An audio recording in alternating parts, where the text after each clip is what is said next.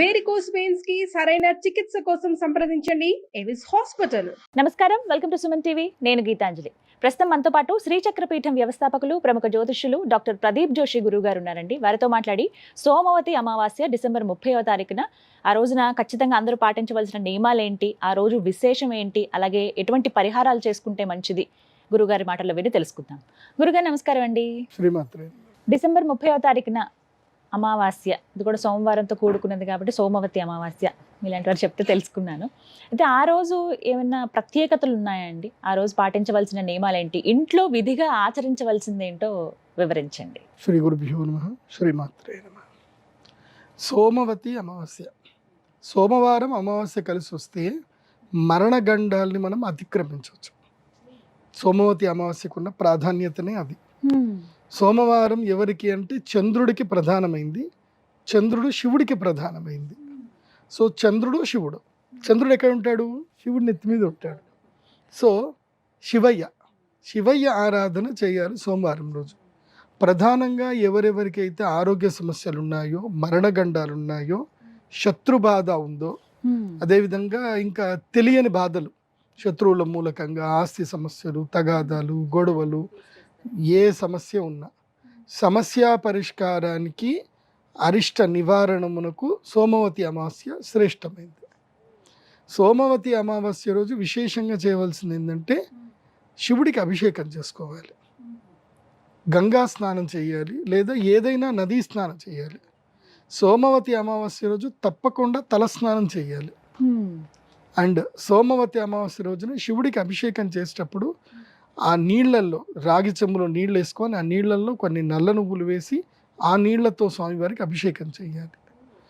So విశేషంగా ఎవరికైతే గర్భబాధలు ఉంటాయి, అంటే సంతానం కాదు, అలాంటి వాళ్ళు ఏం చేయాలంటే సోమవతి అమావాస్య రోజున శివుడికి అన్నపూజ చేయాలి.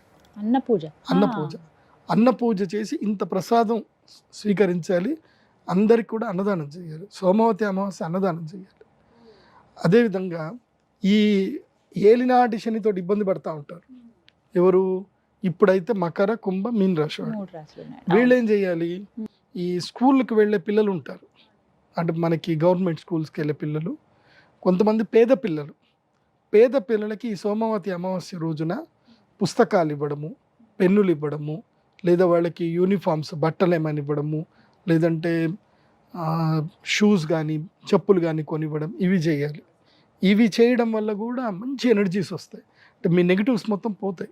శని దీనజనుల మీద ఉంటాడు, ఎప్పుడైనా గుర్తుపెట్టుకోండి. సో శని సోమవతి అమావాస్య రోజున ఎవరైతే శనికి ప్రీతిగా ఇవి దానం చేస్తారో, ఇంకా శని వాళ్ళని సర్లే నా బంధువుల్ని నువ్వు ఆప్యాయంగా చూసుకుంటున్నావు కాబట్టి నిన్నేం అనను అని వదిలేస్తారు. సో శని దీనజన బంధు కాబట్టి దీనజనులకి, కష్టంలో ఉండేటువంటి వాళ్లకు, రైతులకు, కార్మికులకి అన్నం పెట్టడము, అట్లా ఏమైనా చేస్తే బాగుంటుంది. నేను నా లైఫ్లో ఒక లైవ్ ఎగ్జాంపుల్, నాకు తెలిసిన ఒక డిఎస్పి గారి కొడుకు, ఆ అబ్బాయి ఎంత మంచి పిల్లాడంటే వాడికి చిన్నప్పటి నుంచి తెలిసిందల్లా ఒక్కటే, ఎవరికైనా సరే అన్నం పెట్టడం. వాడికి టైం దొరికితే చాలు, వాళ్ళ ఇంట్లో వాళ్ళ అమ్మ కూడా అంతే, అన్నపూర్ణదేవి, టైం దొరికితే చాలు గిన్నె వేస్తాడు, బిర్యానీ వేస్తాడు, అందరికి వండి పెడతాడు. బిర్యానీ చేయడం అంటే వాడికి మహా ఇష్టం. వాడికి దొరికిన కాడ అన్నదానం చేస్తూనే ఉంటాడు. వాళ్ళ అమ్మ నాన్న నా దగ్గరికి వచ్చారు, నా కొడుకు జాతకం చూడండి అని చెప్పి. వాడి జాతకం అద్భుత జాతకం.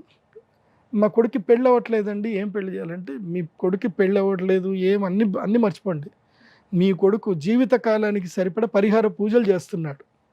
సో ఏ పూజలు చేయాల్సిన అవసరం లేదు.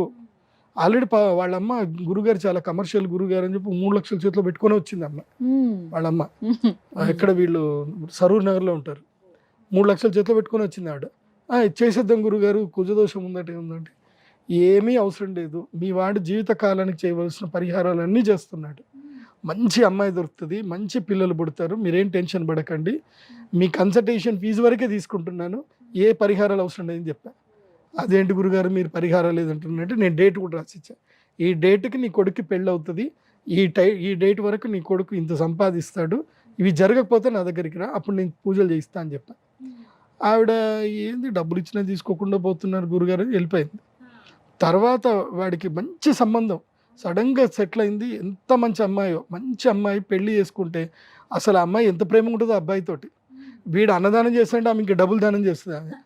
సో వాడికి డబ్బులు కూడా అట్లనే వస్తూనే ఉంటాయి, సంపాదిస్తాడు, డబ్బులు వస్తాయి, ఖర్చు పెడతాడు.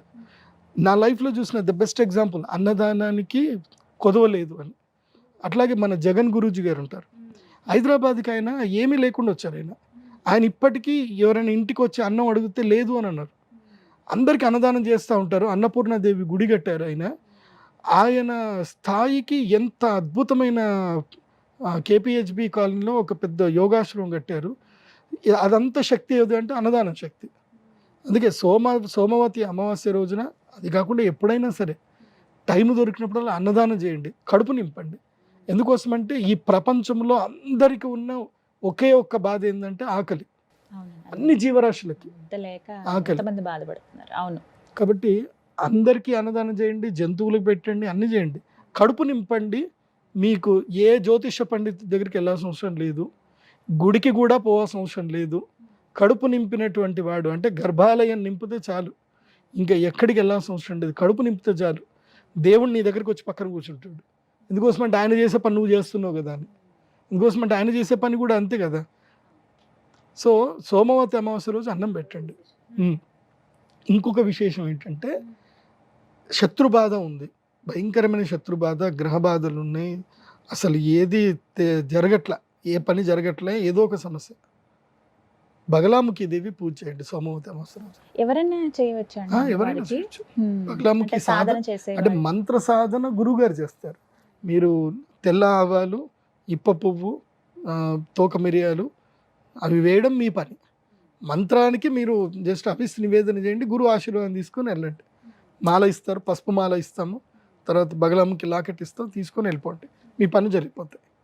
సో బగలాముఖి సాధన చేయండి, అమ్మ అనుగ్రహం. అందుకో ఎంతవరకు ఇవ్వాలో అంతే ఇస్తా నేను. బగలాముఖి పెద్ద యంత్రాలు అవి ఇవ్వను నేను. సాధారణంగా మనన చేసుకోవచ్చు, అమ్మవారిని స్మరించుకోవచ్చు అండి. బగలాముఖి మంత్రము మేము ఉపదేశం చేస్తాము, చేసినప్పుడు చేస్తే సరిపోతుంది. బగలాముఖి మంత్రోపదేశం చేస్తాం. ముఖ్యంగా సోమవతి అమావాస్య రోజు చేయవలసింది బగలాముఖి సాధన, దేవీ సాధన చేయాలి, మంత్ర సాధన చేయాలి, శక్తి సాధన చేయాలి. అట్లాగే ఎవరికైనా సంతానం అవ్వట్లేదు, పితృదేవతలకి తర్పణాన్ని వదలాలి. నదీ స్నానం చేసి పితృదేవతలకు తర్పణాన్ని వదలాలి. ఒక మంచి రెమెడీ చెప్తాను, ఎవరికైతే సంతానము లేనటువంటి వాళ్లకు రెమెడీ చెప్తాను. ఈ అమావాస్య రోజున ఇంత గోధుమ పిండి, ఒక 5 కిలోల గోధుమ పిండి, తర్వాత ఒక 3 కిలోల బెల్లం చూరు చేయాలి. బెల్లం వేసి మంచిగా కొంచెం నీళ్లు కలిపి గట్టిగా చేసి మంచిగా ముద్దలు చేయాలి. వాటిని చిన్న చిన్న చిన్న చిన్న చిన్న చిన్న లడ్డూలు చేయాలి. ఇంతే చిన్న చిన్న లడ్డూలు చేయాలి. చేసి చెరువులో చేపలకి వేయండి, నదిలో కానీ చెరువులో కానీ చేపలకి వేయండి. తర్వాత సంతానం వచ్చేస్తుంది. ఇది ఒక పరిహారం, బ్లెస్సింగ్స్. సింపుల్ చెప్పాలి, అంత పిండి తీసుకోవాలి, అన్ని కేజీలు అంటే నియమం అండి ఇది, అంత ఉండాలంటారా? అంటే మినిమం అంత ఉండాలి. ఎందుకోసం అంటే అవి కూడా ఆశపడతాయి కదా, అవి ఇంత ఉండవు కదా, ఇన్ని ఉంటాయి. అవి వాటి అన్నిటికీ తినిపించాలంటే అంత కావాలి. 5 కేజీలు పెద్దగా ఏం కాదండి, 500 రూపాయలు అయిపోతుంది. ఇది 5 కేజీల పిండి నాకు తెలిసి 300 రూపాయలు వస్తుంది. 3 కేజీల బెల్లము 200 రూపాయలు వచ్చేస్తుంది. నీళ్ళు అయితే దేవుడు ఫ్రీగానే ఇచ్చాడు, ఇంకేం కావాలి. 500 రూపాయలు అయిపోతుంది, చిన్న రెమెడీ. చేపలకు తినిపించండి. ఎందుకోసమంటే ఈ ప్రపంచంలో విరివిగా సంతానాన్ని కనేటివి చేపలే.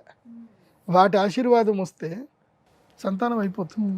కాబట్టి చాలా విశేషం అయితే ఎన్నో రకాల లాల్ కితాబ్లో చెప్తారు, ఇవన్నీ కూడా పరిహారాలు ఉంటాయి, చేయండి. ఇవన్నీ మంచి పరిహారాలు తీసుకోండి. ఈ రోజు ప్రత్యేకించి సోమవతి అమావాస్య రోజు చెయ్యకూడని పనులు ఏమైనా ఉన్నాయా గురుగారు? అస్సలు ఈ పనులు మాత్రం చేయకండి అన్నటువంటివి ఏమైనా ఉన్నాయా?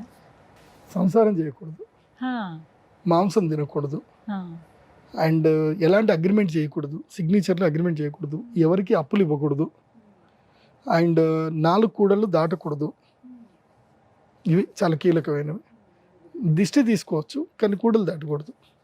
అది నిమ్మకాయలు, ఎండుమిరపకాయలు, నిమ్మకాయలు, తర్వాత 4 కూడల్లో 5 గుడ్లు పెడతారు కొంతమంది, అవి దాటకూడదు.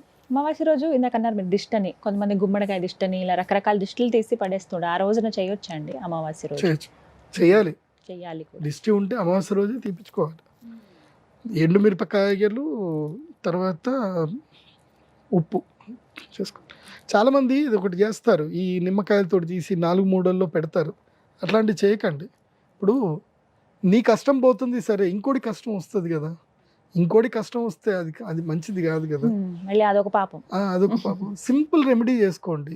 ఎండుమిరపకాయలు, కల్లుప్పు ఇవి తీసుకోండి, డిష్ తీసుకోండి, ఎండుమిరపకాయలు నిప్పులో వేయండి, కల్లుప్పు నీళ్ళలో వేసేయండి, అయిపోయి అక్కడిదక్కడికి క్లియర్. వేరే వాళ్ళు ఎవరికి కూడా రాదు. ఇప్పుడు ఇంకో ఇంట్లో ఏడుపు వస్తే అది మనకు మంచిది కాదు కదా. సో మన అరిష్టం పోయింది అని మనం నిమ్మకాయలు పెడితే అది దాటి వెళ్ళినడికి వాడికి కూడా కష్టమే కదా. చేయకూడదు అట్లా. అట్లా చేయకండి. ఆ ప్రజల్లో అదొక రకమైన భయాందోళనకు సంబంధించిన భావనలు తీసుకురాకండి. అలాంటి ఎవరు చేయకండి, పిచ్చి పిచ్చి చేయకండి. మరి బగలాముఖి అమ్మవారి పూజ, ఎందుకంటే అన్ని చోట్ల అది వీలు కాదండి, మాకు ఫస్ట్ తెలియాలి కదా ఎక్కడ జరుగుతుంది ఏంటి అనేది. బగలాముఖి అమ్మవారి పూజ శ్రీవిద్య తెలిసిన వాళ్ళ దగ్గరనే చేసుకోవాలి. శ్రీచక్రం ఉండాలి, అక్కడ అమ్మవారు ఉండాలి. కాబట్టి మా శ్రీచక్ర పీఠంలో నిజామాబాద్లో మా అమ్మవారి దేవస్థానం ఉంది. అక్కడ ప్రతి అమావాస్య బగలాముఖి పూజ చేస్తాము. ప్రతి అమావాస్య. ఎందుకోసం అంటే ఈ మధ్య కంప్లైంట్లు ఎక్కువైపోయాయి. కంప్లైంట్ దారి చాలా ఎక్కువైపోయాయి. పోలీస్ స్టేషన్కి వెళ్తున్నారో లేదు తెలియదు కానీ మా దగ్గరికి మాత్రం భయంకరంగా వచ్చేస్తున్నారు. గురుగారు అక్కడికి పోతే పని డిలే అవుతుంది. Justice will serve in too late. Justice serve అవ్వడానికి 5 ఏళ్ళు 10 ఏళ్ళు పడుతుంది. జస్టిస్ ఇమీడియట్లీ సర్వ్ అవ్వాలి. ఏం చేయాలి? బగలాముఖికి వచ్చేయండి. ఆమె యూనివర్సల్ జస్టిస్. ఆమె చేసుకుంటుంది. ఆమె దగ్గరికి వచ్చి తెల్ల ఆవాలు, ఇప్ప పువ్వు, తర్వాత తోక మిరియాలు ఇవి వేసి హవిస్సు నివేదన చేయండి. ఆమెకి మీరు అప్లికేషన్ పెట్టినట్టే, కంప్లైంట్ అక్కడ ఇచ్చినట్టే. ఇప్పుడు పీఠం దగ్గర ఆ రోజున ప్రత్యేకంగా ఆ రోజు చేస్తాము. సాయంత్రం వేళల్లో, సాయంత్రం 5 నుంచి 9 గంటల వరకు ఉంటుంది. ఆ వేళల్లో వచ్చి యాగం చేసుకోండి. అమ్మవారికి మీ కంప్లైంట్ అక్కడ ఇవ్వండి, అమ్మవారు చూసుకుంటుంది. మీ సమస్యలు ఏముంది అమ్మవారు చూసుకుంటుంది. అక్కడ ఇంకా ప్రత్యక్షంగా రావాల్సి ఉంటుంది కదా. ప్రత్యక్షంగా రావాలి. ఇవి ఆన్లైన్ పూజలు అయితే ఉండవు బగలాముఖికి. తప్పకుండా పసుపు మాల తీసుకోవాలి. అక్కడికి వచ్చిన తర్వాత పసుపు మాల ప్రసాదంగా తీసుకోవాలి. ఒకవేళ మేము రాలేమంటే కనీసం మాకు పసుపు మాలను పంపించండి అని అంటే మీకు పసుపు మాల పంపించేస్తాము. pradeepjoshi.com వెబ్సైట్ ద్వారా మాత్రమే మీరు బుకింగ్స్ చేసుకోవాలి. ఆ వెబ్సైట్లో కనిపించిన ఫోన్ నెంబర్లు మాత్రమే విజిట్ చేసుకోవాలి.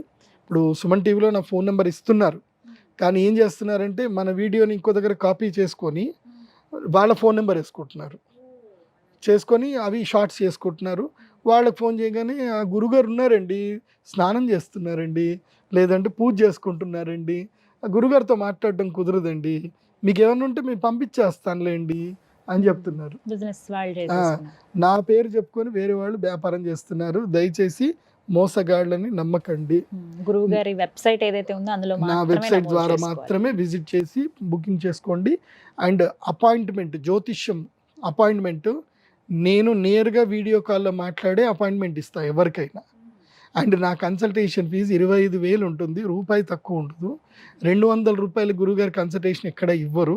ఈ మధ్యకాలంలో నేను విన్నది ఏంటంటే నా అపాయింట్మెంట్ 500కే ఇస్తున్నారట. 500కే నా అపాయింట్మెంటు. మీరు 500 పే చేయండి, మీ సమస్య చెప్పండి, గురుగారు పరిష్కారం చెప్తారు, మేము మీకు చెప్పేస్తాం.